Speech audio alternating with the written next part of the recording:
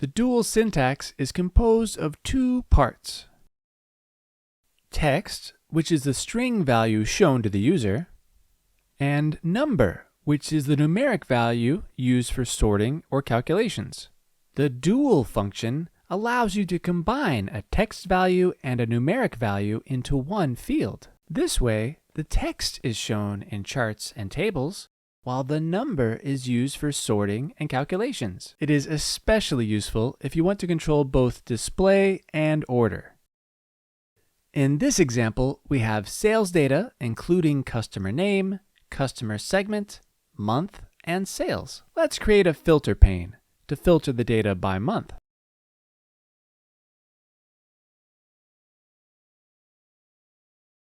Currently, months are sorted alphabetically. We can use dual to sort them chronologically. In the data load editor, we assign a specific number to each month.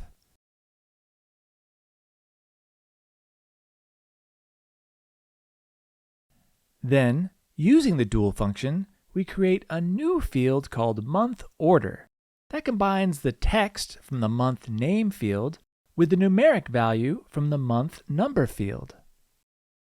After loading, we use the month order dimension in the filter pane. The months are now sorted chronologically. Similarly, we order customer segments using dual.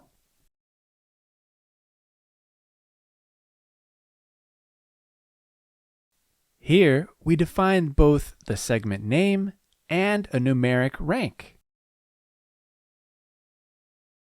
Using left join ensures each row in sales data gets the corresponding dual customer segment value.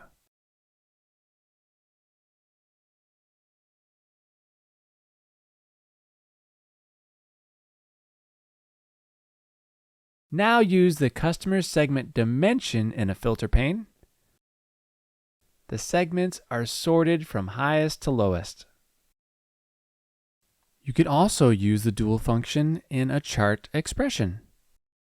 Let's add this dual expression as a measure in the table. The first part of dual creates the label the user sees.